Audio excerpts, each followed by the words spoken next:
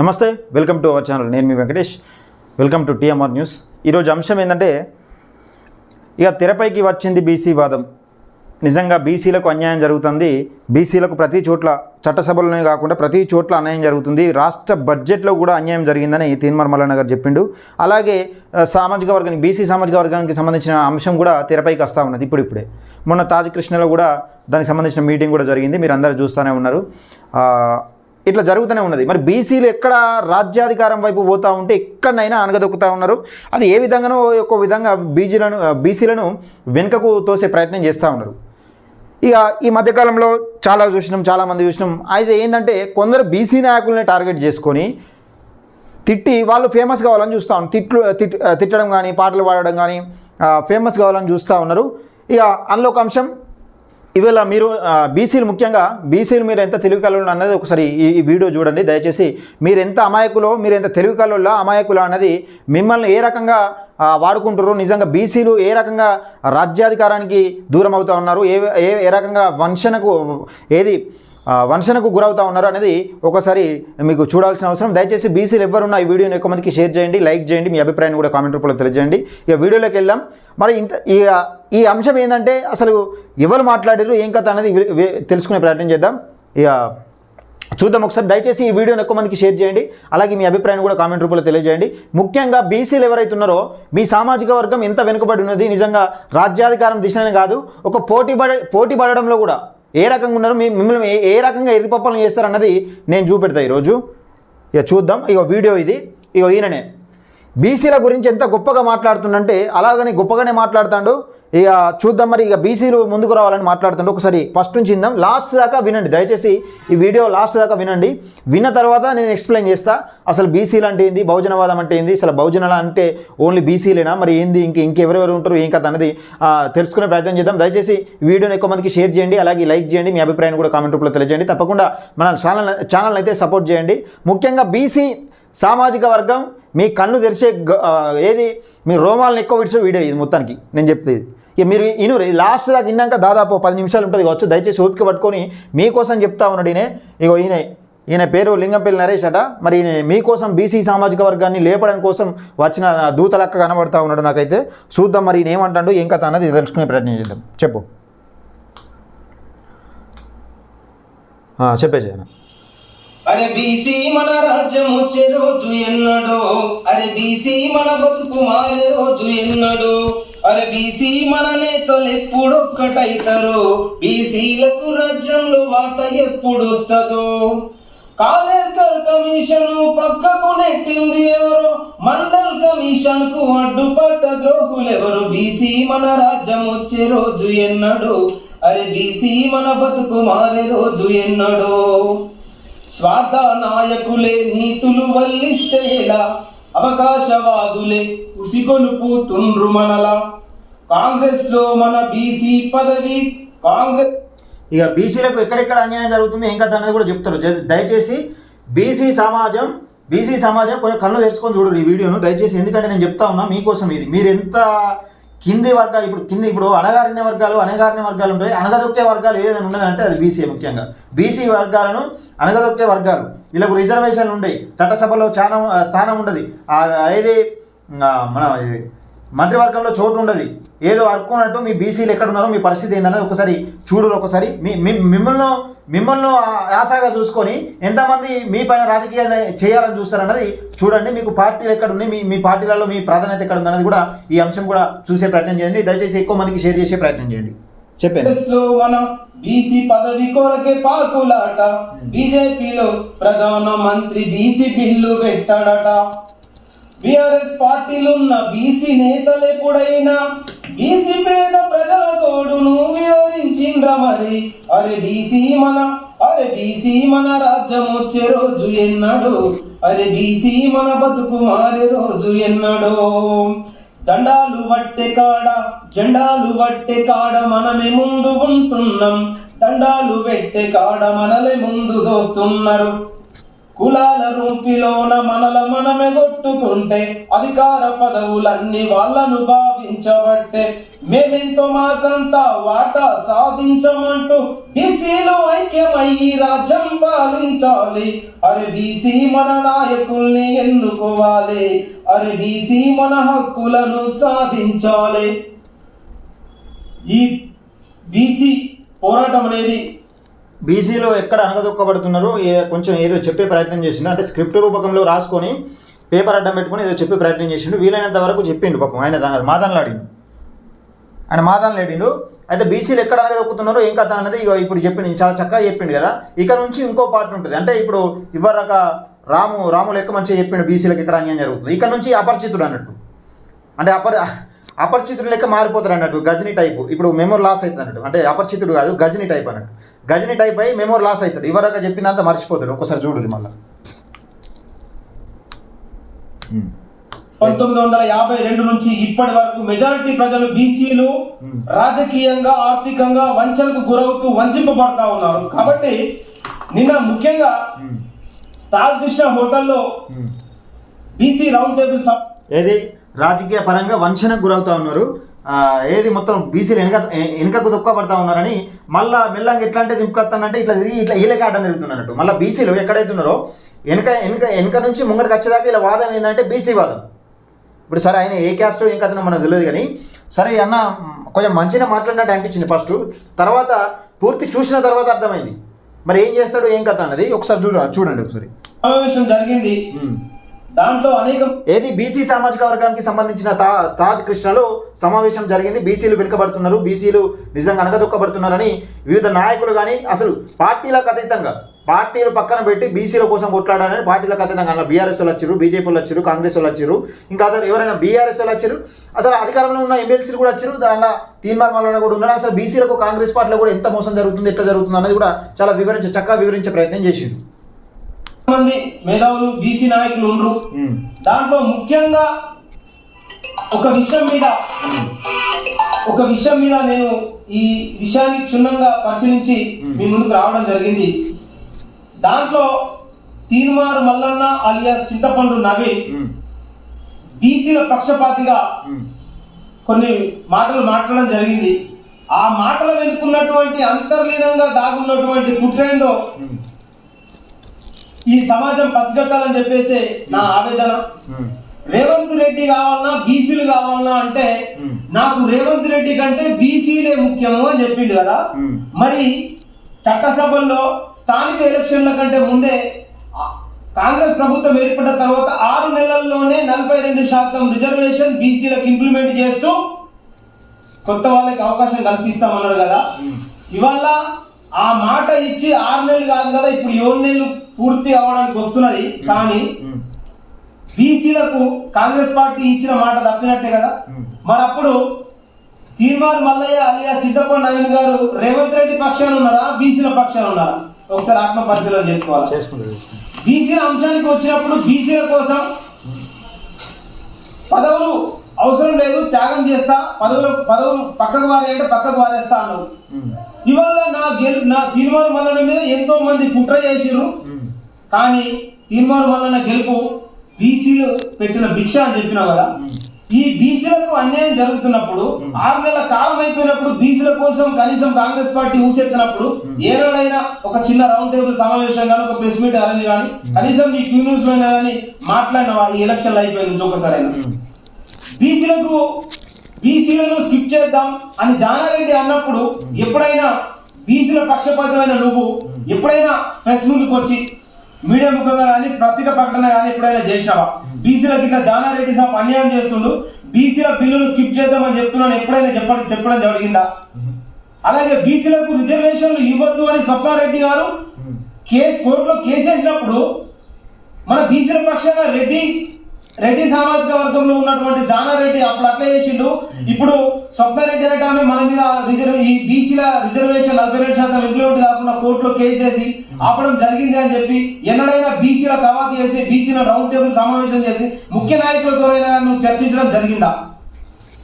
ఇక బీసీలు తాజ్ కృష్ణ హోటల్లో ఒకటైతే ఇది కాదా బీసీలు అంటున్నావు కదా. గతంలో కూడా నువ్వు అట్లా చేసినావు కదా. నీ అవసరం కోసం బీసీలందరినీ మమేకం చేస్తూ ఆనాడు తెలంగాణ విఠలన్నను అలాగే నీలం మదన్నను వీళ్ళందరినీ సమీకరణ చేసి నువ్వు వీళ్ళందరినీ ఇక్కడ విడిచిపెట్టి నువ్వు నీ టికెట్ కోసం ఢిల్లీ పోయినావు. ఆ రోజు కూడా తాజకృష్ణలే కదా పెట్టేది. ఆ రోజు బీసీ నాయకులను బీసీ పోరాట యోధులందరినీ కూడా వాళ్ళ మనోభావాల్ని ఏది తీర్మార్ మల్లన్న అంటే వీళ్ళందరినీ తాజకృష్ణగా కూర్చుండబెట్టి ఈయన ఇప్పుడు మల్లన్న టికెట్ కోసం ఢిల్లీ వెళ్ళట. ఏది ఎంపీ టికెట్ కోసం, ఎమ్మెల్యే టికెట్ కోసం. తీర్మార్ మల్లన్న ఎంపీగా పోటీ చేసినో మరి ఎమ్మెల్యే పోటీ చేసినో ఆయన చెప్పాలి ఇప్పుడు. వాళ్ళ అవసరం నీ అవసరం కోసం ఆ బీసీ వాదాన్ని వాడుకున్నావు కదా. అలాగే తీర్మార్ మల్లన్నకు మంత్రి పదవి అవసరం లేదు, నాకు బీసీలో ముఖ్యం ఇయ్యాల, నీకు మంత్రి పదవి కాదు కదా, నీ నోరు మూపించడం కోసమే కాంగ్రెస్ వాళ్ళు కుక్కకు బొక్కేసినట్టు ఎమ్మెల్సీ కాంగ్రెస్ వాళ్ళు కుక్కకు బుక్ వేసినట్టు ఒక బీసీ నాయకుని బట్టి కుక్కకు బుక్ వేసినట్టు అని మాట్లాడుతూ ఉన్నాడు ఈయన. ఇప్పుడు ఈయన బీసీల గురించి ఫస్ట్ గొప్పగా చెప్పిండు. అదే బీసీ నాయకుని పట్టుకొని ఇప్పుడు కాస్తో కూస్తో ఈ చట్టసభలలో తనకంటూ ఆ సామాజిక వర్గానికంటూ ఒక ప్రశ్నించే గొంతు ఉన్నందుకు ఆ మాట్లాడుతున్నందుకు ఇప్పుడు విశ్వ బ్రాహ్మణుల గురించి కానీ ఇంకా ఎవరైనా గురించి కానీ ఇప్పుడు బీసీల పట్ల గురించి కానీ ఆ విద్యార్థుల భవిష్యత్తు గురించి కానీ ప్రైవేట్ ఆసుపత్రుల గురించి కానీ కాస్తో కూస్తో గొంతు వినిపిస్తున్న బీసీ నాయకుడు ఆ ప్రశ్నించే గొంతు అని ఇప్పుడు ఆ చట్టసభలో వినిపిస్తున్న గొంతును కుక్కకు బొక్కేసినట్ట కాంగ్రెస్ వాళ్ళట ఆ పదవి ఇచ్చిరట. కాంగ్రెస్ వాళ్ళు పదవి ఇచ్చిరా లేకపోతే కాంగ్రెస్ ఏమన్నా ఇప్పుడు అక్కడ గుర్తు మీద గెలిచిండా లేకపోతే ఏమని చెప్పిండు అక్కడ తీర్మార్ మల్లన్న? ఇప్పుడు నన్ను దొక్కేందుకు కూడా ప్రయత్నం చేశారని చెప్పిండా లేదా? ఈయన ఏం మాట్లాడుతాడు? ఈయన బీసీ వాదం ఎత్తుకున్నాడు. ఇప్పుడు బీసీల కోసం బీసీ వాదం ఎత్తుకున్నాడు, లంఘం చేస్తాడు ఈయన. మరి ఈయన ఏందో ఏం కథనో తెలియదు కానీ ఈయన బీసీ వాదం ఎత్తుకున్నాడట. ఈయనకు బీసీలు అందరూ సపోర్ట్ చేయాలన్నట. చూద్దాం ఈయన మరి ఈయనతో కూడా ఒకసారి మాట్లాడే ప్రయత్నం చేద్దాం. అంత చక్కగా మాట్లాడి మళ్ళీ బీసీలనే ఎందుకు అంత అవగాహన చేస్తాడు? మరి బీసీ నాయకులను కాస్త కోసం ముందుకొచ్చి మాట్లాడే నాయకులను ఎందుకు టార్గెట్ చేస్తాడు? ఈయన కథ ఏందనే మీకు వివరించే ప్రయత్నం చేస్తాను. దయచేసి ఈ వీడియో చూసిన ప్రతి ఒక్క బీసీ సమాజమా మేల్కోవాలి. ఇప్పటికైనా మేల్కోకపోతే మీకు ఏం జరుగుతుంది అన్నది మిమ్మల్ని అడ్డం పెట్టుకొని ఏ రకంగా రాజకీయం చేస్తారన్నది మీకు తెలుసుకోవాల్సిన అవసరం ఎంతైనా ఉంది. చెప్పి అప్పచెప్పారు తప్ప నీకు మంత్రి పదవి రెడ్ల రాజ్యంలో నీకు మంత్రి పదవి ఇచ్చేంత స్థాయి రెడ్ల రాజ్యంలో ఉండదని చెప్పి నేను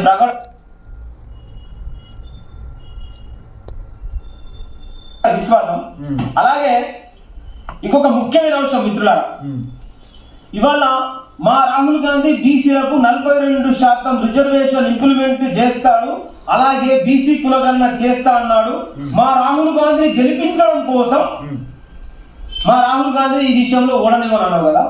ఇవాళ బీసీలకు అన్యాయం జరిగింది అని అంటే 1952లో కాకా కాలేకర్ కమిషన్ వేయడం జరిగింది.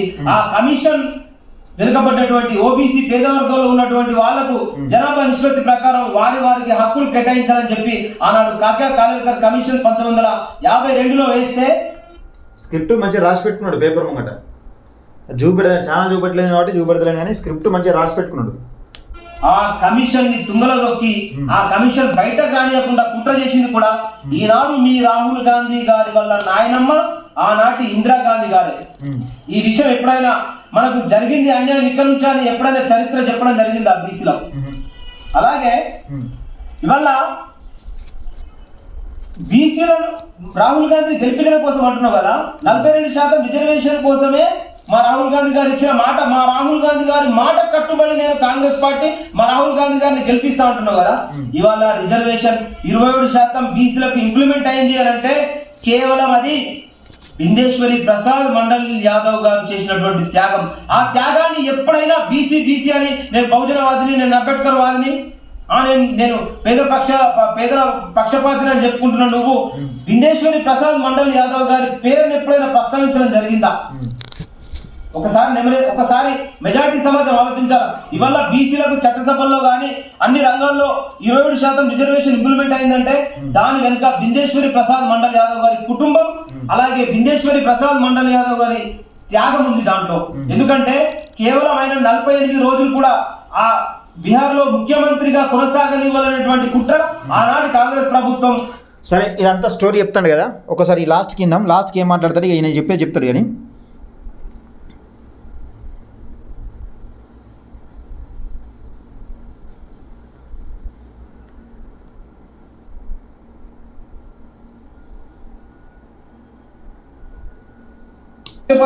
వాస్తవాన్ని నిజాన్ని నిర్భయంగా ఈ మెజారిటీ ప్రజలకు అందించడమే మా బాధ్యతగా.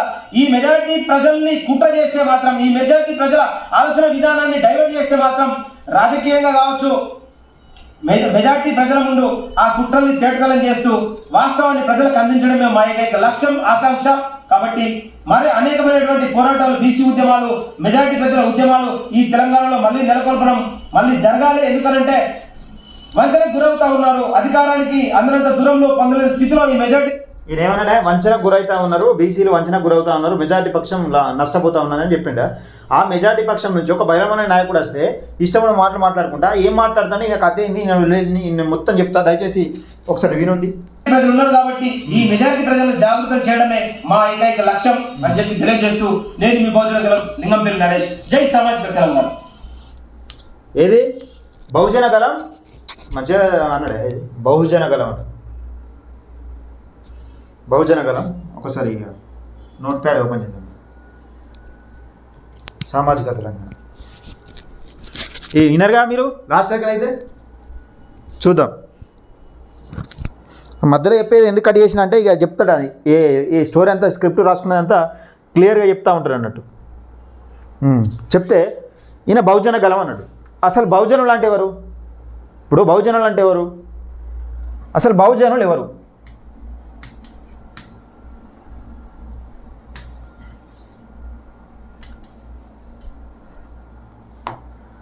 అసలు బహుజనులు ఎవరు?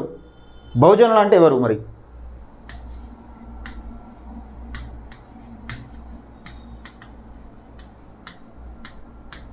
బహుజనులు మెజార్టీ పక్షం నష్టపోతుందని చెప్పిండు. బహుజనులు అంటే బీసీలా, మరి ఎస్సీలా, ఎస్టీలా, మైనార్టీలా? మరి వీళ్ళందరూ ఎవరు? వీళ్ళందరూ బహుజనులే. బీసీ, ఎస్సీ, ఎస్టీ, మైనార్టీ మొత్తం బహుజనులే. అగ్రవర్ణ పేదలు బహుజనులు. ఇప్పుడు అగ్రవర్ణ పేదలని కూడా ఈ బీఎస్పీ వచ్చిన కాదు చాలా మందికి తెలిసింది, అవునా కాదా? ఇప్పుడు గతంలో కూడా తీన్మార్ మల్లన్న బహుజనవాదం ఎత్తుకుంటూ నిజంగా అట్టడుగు వర్గాలు నష్టపోతూ ఉన్నాయి, ఇంకా కొన్ని అసెంబ్లీ గేట్ దాకని కులాలు కూడా ఉన్నాయని చెప్పలేదా? సరే, ఈయన ఎవరి కోసం కొట్లాడుతున్నానని చెప్పిండు? బీసీలు, మెజార్టీ పక్షం ఉన్న బీసీలు నష్టపోతున్నారు, ఏది రాజకీయ పరంగా నష్టపోతున్నారు, వీళ్ళని మేల్కొల్పడానికి వచ్చినా అని చెప్పిండు. మరి ఇక్కడ తీన్మార్ మల్లన్న ఎవరు? ఒక బీసీ సామాజిక వర్గం. నువ్వు మేల్కొల్పేది ఎవరు? మరి ఎవరి మీదకి ఎవరు నువ్వు సగొలుపుతున్నావు? బీసీ సామాజిక వర్గం కోసం వచ్చిన ఈయనే లింగంపల్లి నరేష్. ఈయన పేరు లింగంపల్లి నరేష్. ఈయన డాటా మొత్తం నేను చెప్తే ఇక బహుజనులు అంటే ఇది ఏంది, కథ ఏంది అనేది మీకు అర్థమైపోయింది కదా. ఇది కూడా తీసేది. ఇక ఈయన పేరు లింగంపల్లి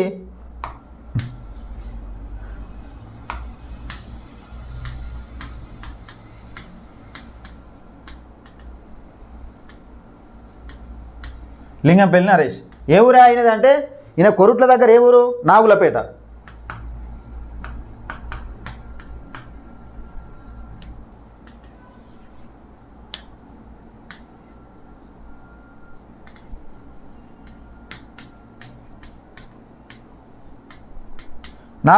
ఏది? కొరుట్ల దగ్గరది. మెట్టుపల్లి కొరుట్లు ఉంది కదా, కొరుట్ల దగ్గర నాగులపేట. ఈయన ఏం చేస్తాడంటే దుబాయ్ రిటర్న్ సారు. దుబాయ్ పోయి వచ్చిండు. ఏం పని చేయాలి? కొన్ని రోజులు ఉపాధి హామీ పథకానికి వేయండు. ఉపాధి హామీ పథకం ఉన్నాడు కదా, 100 రోజుల కూలి పథకం. 100 రోజుల పనికి వేయండు కొన్ని రోజులు. ఇక మరి ఏం చేస్తే బాగుంటుందని ఈయన ఏం చేసిండంటే, ఎవరైతే పేరు పొందుతారో ఓ బహుజనవాదం అని, ఓ బహుజనిస్టును బహుజనవాదం అనుకుంటా ఈయన కొన్ని యూట్యూబ్ ఛానల్ నెంబర్ తిరిగిండు. అక్కడ కూడా మళ్ళీ ఏ వేదిక, ఇప్పుడు ఈయనకు వేదిక ఇచ్చింది ఏదంటే మళ్ళీ బీసీ సామాజిక వర్గానికి సంబంధించి ఒక యూట్యూబ్ ఛానల్ వేదిక ఇచ్చింది. ఏది? ఈయన ఇంటర్వ్యూ అంటే మరొక బీసీ నాయకుడు. ఇప్పుడు ఒక బీసీ నాయకుడు కొట్లాడుతూ ఉంటే బీసీ పాపం చాలామంది బీసీలలో ఏం చేస్తారంటే ఇప్పుడు తన సామాజిక వర్గం కోసం కానీ బీసీల కోసం కొట్లాడి ఫ్యామిలీని విడిచిపెట్టి కూడా ఇప్పుడు రాష్ట్రం మీద తిరిగేటోళ్ళు కూడా ఉన్నారు. చాలామంది ఉన్నారు. ఒక్కలైంది చాలామంది ఉన్నారు.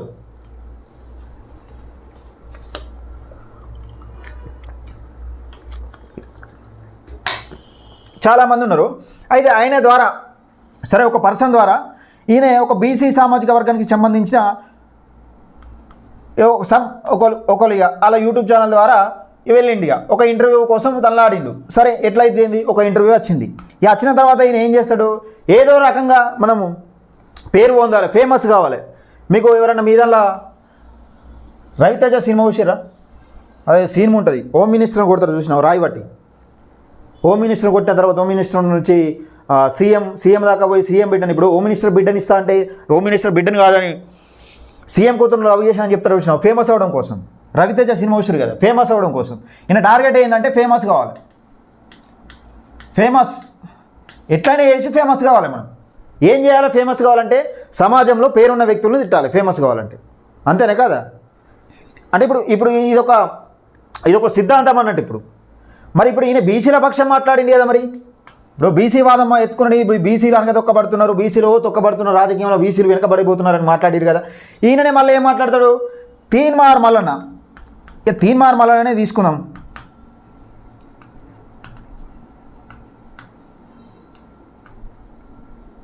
తీన్మార్ మల్లన్న ఈయన ఎమ్మెల్సీగా పోటీ చేసిండు. ఎమ్మెల్సీగా పోటీ ఎవరెవరి మధ్య ఉన్నది అక్కడ? ప్రేమేందర్ రెడ్డి,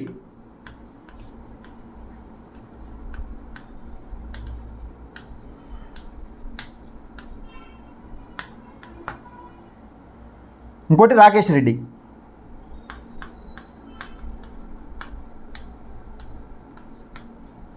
ఇంకోటి ఎవరు? తీన్మార్ మల్లన్న.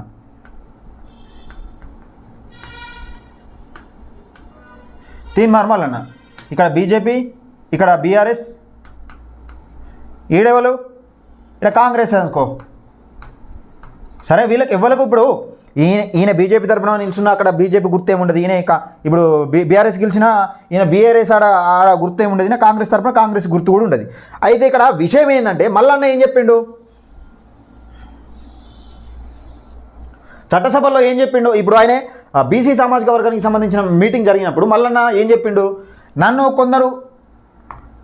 కొందరు కావాలనే కక్ష కట్టి ఓడగొట్టే ప్రయత్నం చేసిరు, నా బీసీ సామాజిక వర్గం ఓట్లతోనే నేను గెలిచినా అని చెప్పిండు. అంతేనా కాదా? సరే ఇప్పుడు ఈయన బీసీ కోసం కొట్లాడుతూ ఉన్నాడు కదా. ఈయన బీసీలకు గలమెత్తుతా, గొంతెత్తుతా, ఏదో పిడుతా, చంపుతా అంటాడు కదా. ఇప్పుడు అదే ఏదో మొత్తం తీసుకొస్తా, ముంగటి తీసుకొస్తా, సామాజికవేత్త మొత్తం ఏదో ఉసగొల్పుతా, లేపెత్తా అన్నట్టు మాట్లాడుతాడు కదా. బీసీ సామాజిక వర్గాన్ని పైకి తీసుకొస్తా అన్నట్టు మాట్లాడుతూ ఉన్నాడు కదా. ఈయన ఇప్పుడు ఎవరికి సపోర్ట్ చేయాలి ఇక్కడ? బీజేపీ రెడ్డి,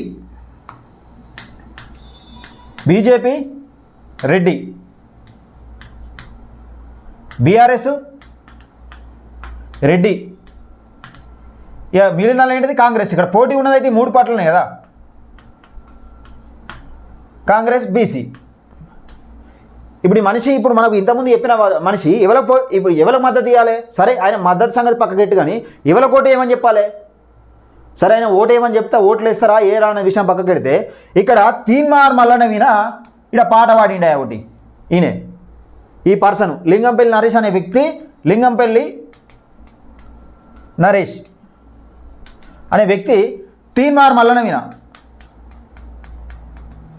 ఏమని తీన్మార్ మల్లన్నకు ఓటేయద్దు, మొత్తానికి ఓటేయద్దు, ఓటుగా 0, ఓటేయద్దు అన్నట్టు మాట్లాడిండు. ఓటేయద్దని ఒక పాట తీన్మార్ మల్లన్నకు ఓటేయద్దని ఒక పాట. ఇక మొత్తం ఇక 0 అన్నట్టు. ఇక తీన్మార్ మల్లన్నకు ఓటేయద్దు, ఎవరికైనా వేసుకోరు కానీ తీన్మార్ మల్లన్నకి వేయద్దని వేసిండు. ఇటువంటోడు ఇక్కడ అణగదొక్కబడుతున్నది ఎవరు? ఇక బీసీలు మీరు ఇక్కడనే గమనించుకోవాలి. మీ పక్షాన ఒక గొంతు కొట్లాడడానికి చట్టసభల్లోకి వెళ్తే ఇక్కడ ఓటేద్దాని పాట పాడినోడు ఎవడు? ఈ లింగంపల్లి నరేష్. మళ్ళా ఇప్పుడు ఏమంటాడు? నేను బీసీల కోసం కొట్లాడతా అనుకుంటా. ఒక బీసీ సామాజిక వర్గానికి సంబంధించిన బలమైన నాయకుడు తీన్మార్ మల్లన్న పైన ఎగతాళిగా మాట్లాడుతూ ఉన్నాడు. అంటే ఎవరు ఏమన్నారు? బీసీలు ఇప్పుడు బీసీలు మీరు ఎంత అమాయకులు, ఎంత నిజంగా ఎంత బకరాలను చేస్తారో, మిమ్మల్ని రాజకీయ పరంగా ఎంత వాడుకుంటారు అన్నది ఒకసారి ఆలోచించుకోరు. 50% ఉన్న జనాభా చట్టసభలో లేదు, మీకు క్యాబినెట్లో లేదు, ఎక్కడ లేదు. అసలు మీకు ఉన్న రిజర్వేషన్లే తక్కువ. సరే మీకు బీసీ సామాజిక వర్గానికి ఉన్న రిజర్వేషన్లే తక్కువ. ఇక కేసీఆర్ ఏం చేసిండు? కేసీఆర్ 34% ఉంటే దాన్ని 24కు తీసుకొచ్చి 11 మందిని లేపేసిండు. 11 మంది 100కు 11 మంది గ్రామ పంచాయతీలలో సర్పంచ్ లైటర్లను బీసీలను పక్కన పెట్టిండు. 100కు 11 మందిని. అలాంటప్పుడు ఈయన ఏం మాట్లాడతాడు? తీన్మార్ మల్లన్నకు ఓటేయద్దని ఇష్టం ఉన్నది. మల్లిగాడు వాడు వీడు ఇష్టం ఉన్నట్టు మాట మాట్లాడుకుంటా బీసీ సామాజిక వర్గానికి సంబంధించిన ఒక బలమైన నాయకుడిని, మీ సామాజిక వర్గం కోసం కొట్లాడతానని చట్టసభలో అడుగుపెట్టడానికి ప్రయత్నిస్తున్న ఒక బలమైన నాయకుడిని ఇష్టం ఉన్నట్టు మాట్లాడి నెట్టుబడతాడు, పాట పాడిండిగా. నువ్వు అదన్నావు ఇదన్నావు ఏదేదో అన్నావు అనుకుంటా ఇష్టం ఉన్నట్టు మాట్లాడిండు. సరే ఇప్పుడు అన్ని వర్గాల కోసం కొట్లాడతాను ఒక తీన్మార్ మల్లన్న అన్నాడా? ఇక్కడ ఆర్ఎస్పీ కూడా అన్నాడు. మరి ఆర్ఎస్పీ పోయి ఏ నాయకుడు అయితే సరే ఇప్పుడు ఏ నాయకత్వంలో నాకు అన్యాయం జరుగుతుంది అని చెప్పిండు, బీఆర్ఎస్ నాయకత్వంలో నాకు అన్యాయం జరుగుతుంది, ఆయన ఏమంటే నేను జాబ్ రిజైన్ చేశాను, ఆయన పోయి బీఆర్ఎస్లో వచ్చిండు. మరి ఆయన మీద ఎందుకు వాడలే పాట? ఇప్పుడు ఆర్ఎస్పీ మీద ఎందుకు వాడలే పాట? ఎందుకు వాడలేకపోయావు? ఎందుకు సమాజానికి చెప్పలేకపోయావు? మరి బీఆర్ఎస్ లంగా ప్రభుత్వం నిజంగా ఈ సామాజిక వర్గం కోసం కొట్లాడి ఆర్ఎస్పీ ఎందుకు వచ్చిందని మరి ఎందుకు కొట్లాడలేకపోయినావు? ఎందుకు మాట్లాడలేకపోయినావు? అంటే బీసీలు అంత చూతగాళ్ళు, బీసీలు ఏం చేసినా చూస్తారన్నట్టే కానీ అది ఉద్దేశం. ఇక ఫేమస్ అవడానికి వివిధ ప్రయత్నాలు చేస్తూ ఉన్నాడు ఈయన. ఇప్పుడు ఈయన ఫేమస్ అవడం కోసం వివిధ ప్రయత్నాలు చేస్తూ ఉన్నాడు. ఒకసారి ఈయన గురించి కూడా మనం తెలుసుకున్నాం కదా, ఈయన ఏంది ఫేమస్ అవడం కోసం ప్రయత్నాలు చేస్తూ ఉన్నాడు. ఇక 4 పాటలు పాడుకుంటా ఏపురు సుమణతో ఆ ఫోటో దిగింది ఎక్కడో పెట్టుకున్నట్టున్నాడు ఛానల్లో. ఒకసారి చూద్దాం మరి ఈయన ఏంది అసలు బీసీయా మరి లేకపోతే ఏంది ఈ సామాజిక వర్గం కోసం ఏం చేస్తాను ఏం కదా అనేది ఒకసారి తెలుసుకునే ప్రయత్నం చేద్దాం. దయచేసి వీడియో చూస్తున్న ప్రతి ఒక్కరు లైక్ చేయండి, అలాగే షేర్ చేయండి.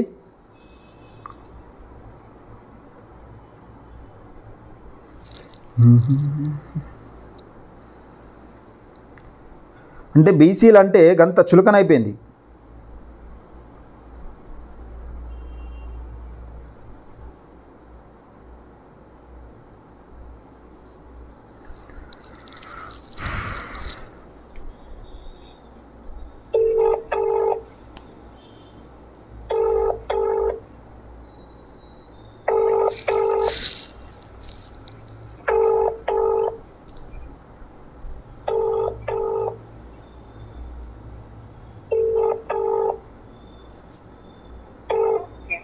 Hello hello hello hello Naresh అన్న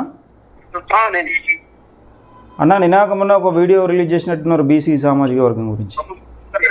అన్న ఎవరు మాట్లాడేది? నా పేరు వెంకటేష్ అన్న. వెంకటేష్ ఎక్కడ నుంచి? నేను కరీంనగర్ ఉండేనా అన్న చెప్పండి. బీసీల గురించి చాలా చక్కగా మాట్లాడారు అన్న మీరు. అన్న అన్న థ్యాంక్ యూ వెరీ మచ్ అండి. అయితే అది బీసీల కోసం ఇప్పుడు ఒక బీసీ ఉద్యమానికి సంబంధించి కుల వృత్తులు ఆగమైపోతున్నాయి, కుల వృత్తులు ఒక పక్క ధ్వంసం అయిపోతున్నాయి, కానీ కులాల వృత్తులు మెజారిటీ ప్రజలు సతమతం అవుతున్నారు. కానీ బీసీల వాటా, బీసీల హక్కులు ఆ కుల వృత్తులు అడుగుతున్నాయి. ఇప్పుడు ఏలే పాలకులను అనేటువంటి ఒక అంశం మీద ఆ పాటను ఇప్పుడు త్వరలో రికార్డింగ్ చేద్దామని ఒక ప్రణాళిక రూపొందిస్తున్నా. అదే సేమ్ టైం ఓకే ఇప్పుడు మీరు బీసీల గురించి కొట్లాడుతున్నారు, ఓకే బీసీ సామాజిక వర్గం రాజకీయ పరంగా ఇప్పుడు క్యాబినెట్లో కానీ ఏ పార్టీ కూడా న్యాయం చేస్తలేదు, అన్ని రంగాలలో కూడా బీసీలు వెనుకబడి ఉన్నారని మాట్లాడుతున్నారు, వాస్తవమే. మరి అదే బీసీ సామాజిక వర్గానికి సంబంధించిన కొందరు నాయకులు చట్టసభల్లో తమ గొంతు వినిపించేందుకు ముందుకెళ్తూ ఉంటే మీరు ఎందుకు టార్గెట్ చేసి పాటలు పాడుకుంటా ఇష్టమున్న రీతిలో ఇష్టమున్న మాటలు మాట్లాడుతున్నారు? మీరు ఇప్పుడు ధర్మపురి అరవింద్ కానీ గతంలో మీరు ధర్మపురి అరవింద్కు వ్యతిరేకంగా ఎందుకు ప్రెస్ మీట్ పెట్టడానికి వెళ్ళారు? ఇప్పుడు మీరు ఫేమస్ అవ్వడం కోసం ఈ పని చేస్తున్నారా లేకపోతే నిజంగానే బీసీలు అన్యాయానికి గురవుతున్నారని పని చేస్తున్నారా? అక్కడ ఉన్న నిజం చెప్పడానికి నేను పని చేసిన. అటువంటి నిజం చెప్పడానికి వెళ్ళినప్పుడు మరి తీన్మార్ మల్లన్న ఇప్పుడు నువ్వు శాసన మండలి చూస్తున్నావు రోజు? అవును. తీన్మార్ మల్లన్న శాసన మండలి చూస్తున్నావు, శాసన మండలి సమావేశాలు జరుగుతున్నాయి చూస్తున్నావా? చూసినప్పుడు మరి బీసీల పక్షాన మాట్లాడుతుండా అనగానే వర్గాల పక్షాన మాట్లాడుతుండా ఏ పక్షాన ముందు చేసినటువంటి విషయం మీదనే ముందు చేసినటువంటి విషయం కాదు అంటే ఇప్పుడు నీ విషయం నీ దృష్టిలో గట్ల కాదు బ్రదర్. నేను చెప్పేది నువ్వు ఫస్ట్ అంటే బీసీలు అంతా చూతగాలనుకుంటున్నావా లేకపోతే బీసీలు అంతా పిచ్చోళ్ళు అనుకుంటున్నావా? బీసీలను ఎంకరేజ్ చేస్తున్నా అని బీసీలు రాజకీయ పరంగా తొక్కబడుతున్నారని చెప్పి మళ్ళీ బీసీ సామాజిక వర్గానికి సంబంధించిన నాయకుల్ని ఎందుకు తిడుతున్నావు అంటున్నా. ఏమని తిట్టినావు? ఇప్పుడు నువ్వు ఎమ్మెల్సీ ఎన్నికల్లో ఎవరికి ప్రచారం చేసినావు? నువ్వు బీఆర్ఎస్కు సంబంధించి ఎవరు నిల్చున్నారు? రాకేష్ రెడ్డి, రెడ్డి సామాజిక వర్గం. బీజేపీకి సంబంధించి ఎవరు నిల్చున్నారు? బీజేపీకి సంబంధించి రెడ్డి సామాజిక వర్గం. ఒక కాంగ్రెస్కు సంబంధించి బీసీ సామాజిక వర్గానికి సంబంధించిన ఒక బలహీన వర్గాల బిడ్డ నువ్వు బీసీకి ఓటేయద్దని ఎట్లా పాడవాడు నువ్వు? కాదు ఆయన బీసీ కాదా? 1 సెకండ్ కాదు. తీన్మార్ మల్లన్న బీసీ కాదా నువ్వు చెప్పు? దేనికోసం బీసీ అంటే స్వార్థ రాజకీయాల కోసం కాదు. ఇప్పుడు నువ్వు శాసన మండలి రోజు చూస్తున్నావా లేదా? శాసన మండలి చూస్తున్నావా లేదా? నువ్వు శాసన మండలి సమావేశాలు చూస్తున్నావా రోజు? ప్రెస్ మీట్ కాదు. బ్రదర్ నువ్వు బీసీనా? ఫస్ట్ నువ్వు బీసీనా? నేను ఈ దేశ పౌరుని భయ్. ఆ దేశ పౌరులు అయితే మరి నువ్వు బీసీల గురించి ఎందుకు మాట్లాడుతున్నావు? అంత చూతగల్లే కనబడుతుంది నీకు బీసీలకి ఇట్లా. దేని గురించి అయినా మాట్లాడే హక్కు హక్కు ఉన్నది. నువ్వు బీసీల గురించి ఎందుకు మాట్లాడుతున్నావు? ఇప్పుడు వెనుకబడిన వర్గాలను నువ్వు మాట్లాడుతున్నావు, రాజకీయ పరంగా వెనుకబడ్డ వర్గాలను మాట్లాడినప్పుడు బీసీల గురించి ఎందుకు మాట్లాడుతున్నావు? చట్టసభల గురించి, చట్టసభలో గొంతు వినిపించే బీసీ నాయకుల గురించి ఎందుకు మాట్లాడుతున్నావు తప్పుగా నువ్వు? అరే బీసీల కోసం గొంతు వినిపించిన మహనీయులను ఎప్పుడైనా కలిసినటువంటి ఘనత నీకుందా? ఎవలకు నాయకులకుందా? ఎవలకు గట్లా కాదు. నువ్వు ఒక బ్రదర్ నువ్వు చెప్పు, 2023 నుంచి నువ్వు పోరాటం చేస్తావు. ఏం పోరాటం చేసినావు 2023 నుంచి? ఎన్ని సంవత్సరాలే 2023 కున్నావు? గట్లా కాదు, 2023కు 2024 ఇగో ఏం తమాషాలు చేస్తున్నా బిడ్డ. చీరి మళ్ళా ఏమనుకుంటారో బిడ్డ. 2023 నుంచి అట ఈయన పోటీ చేస్తాడట, ఏది పోరాటం చేస్తాడట. 2023 నుంచి పోరాటం చేస్తే 2024 వరకే పెద్ద పోరాట యుగం అట. ఆయననేమో తీన్మార్ మల్లన్న 100 రోజుల జైలు జీవితం, భార్యా పిల్లల్ని విడిచిపెట్టి తీన్మార్ మల్లన్న 100 రోజుల జైలు జీవితం గడిపితే కథం ఈయన 2023కు 2024కే పోరాటం చేసిండట. ఈయన బీసీ నాయకులు మరి నేను తిడతా ఉన్నాడు. మీ బీసీలు ఎంత పిచ్చోళ్ళు, ఎంత చూతగాలనేది ఒకసారి, ఎంత చూతగాలం చేస్తారు అనేది రాజకీయ పరంగా ఒకసారి అర్థం చేసుకోవాలి దయచేసి.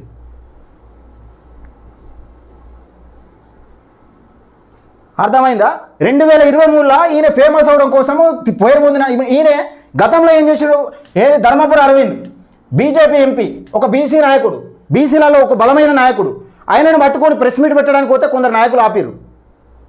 అది ఏంది, ఏం కథ, ఈయన భాగవతం ఏంది, ఈయన కథ ఏంది అనేది నేను మొత్తం చెప్తా. బీసీలారా మీరు ఇప్పటికైనా మేలుకోకపోతే, బీసీ మీ సామాజిక వర్గం మిమ్మల్నే కథం చేస్తూ ఉన్నది. మీ సామాజిక వర్గంలో కాదు, ఏ సామాజిక వర్గం కూడా తెలియదు. నీ బీసీ అని అంటే లేదు, నేను భారత పౌరుని అంటుండు, భారత పౌరుడట. సరే భారత పౌరుని అయితే భారత పౌరునివే, కానీ మరి బీసీ సామాజిక వర్గానికి సంబంధించిన నాయకులను ఎందుకు టార్గెట్ చేస్తున్నావు అంటున్నా. ఇప్పుడు బహుజనవాదం అని అదే ఆర్ఎస్పీ కూడా వేయండి కదా, మరి ఎందుకు పాటలు ఎందుకు అత్తలేవు అంటే? ఇట్లా అనగదొక్కబడుతురు, అట్లా అనగదొక్కబడుతురు. చట్టసభలకు పోతే ఇట్లా దొక్కేస్తురు, చట్టసభలకు పోకుండా అట్లా దొక్కేస్తురు. మిమ్మల్ని మీరు కాపాడుకోకపోతే మీ అసలు రాజకీయ భిక్ష పట్టుకున్నట్టయితే పరిస్థితి. దయచేసి ఈ వీడియోని ఎక్కువ మందికి షేర్ చేయండి, లైక్ చేయండి, మీ అభిప్రాయాన్ని కూడా కామెంట్ రూపంలో తెలియజేయండి, మన ఛానల్ని సపోర్ట్ చేయండి దయచేసి. నేను సీరియస్గా చెప్తా ఉన్నా, మిమ్మల్ని చూతగాలంటే బీసీ వాదం అనే నినాదంతో మీరు చూతగాలం చేస్తూ ఉన్నారు. దయచేసి ఒకసారి అర్థం చేసుకోండి.